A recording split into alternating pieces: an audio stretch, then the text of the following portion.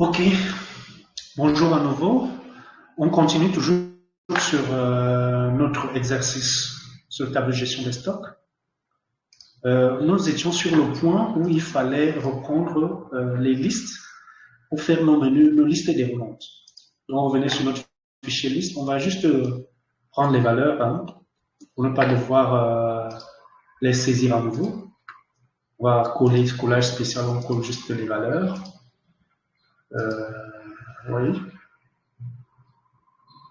Puis on revient dans les listes, on prend juste les valeurs.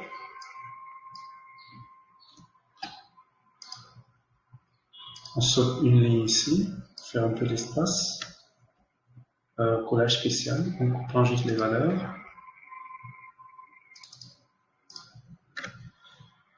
Et puis on prend le dernier c'est les régions, les listes des régions, puisqu'on a vu que dans notre tableau, on a toujours ces listes-là qui apparaissent répétitivement. Donc, autant mieux en faire des menus déroulants et il faut des sources de données pour pouvoir faire ces menus déroulants.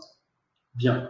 On peut décider aussi de les mettre nos petits dans notre tableau pour qu'Excel reconnaisse déjà que ce sont des tableaux avec des en-têtes. Qu'est-ce qu'il faut faire? Et là, revenons à Orange. On n'a pas très bien compris. Donc, le dessus, j'efface et je relève.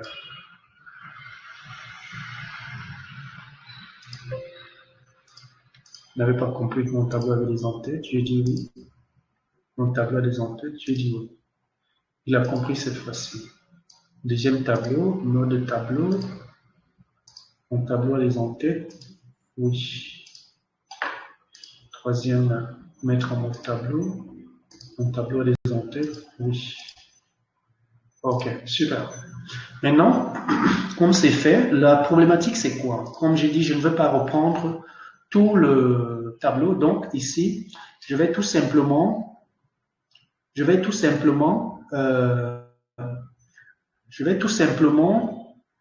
reprendre certaines valeurs. Dans la réalité, ce qu'on ferait, c'est que on saisirait manuellement les dates, ou les dates, il faut les remettre au format date.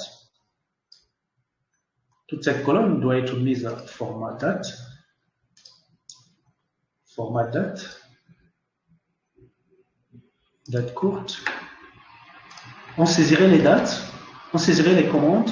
Sur les produits ici, on choisirait le produit avec un menu déroulant. Donc, on peut simplement ici sélectionner toute cette colonne là, se positionnant dans la flèche et on vient dans données, data en anglais. Données, on vient dans validation de données.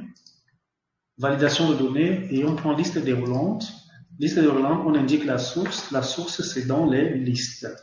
On vient choisir dans mes listes sur les produits. Voici la liste des produits. Et on valide, OK. On vient là de constater déjà, j'ai mes menus déroulants qui sont effectifs et actifs partout. On fait la même chose ici aussi sur les régions. On a besoin également des menus déroulants sur les régions. On vient toujours dans données, validation de données. On choisit validation de données, on prend les listes et on vient indiquer la source. La source, c'est dans les listes. Les régions, les voici, les 4 régions. Et on valide là. On a donc nos différentes régions. Il y a déjà le menu déroulant. On a également besoin d'un menu déroulant sur les catégories, puisqu'à chaque fois, on choisit parmi les catégories. On va donc venir également là, validation de données, liste de données, sources, et on va indiquer les sources, ce sont les catégories. Voici les différentes catégories. Source. Et on va valider. On sait qu'on a déjà le menu déroulant. Maintenant, les entrées-sorties également, puisqu'on doit, à chaque moment, ce sera soit une entrée, soit une sortie. Donc ici, on va venir également sélectionner la table et venir dans validation de données, liste déroulante, et on choisit également mes entrées-sorties ici. Et de soit une entrée, soit une sortie. Et là également, le menu, il est déjà là.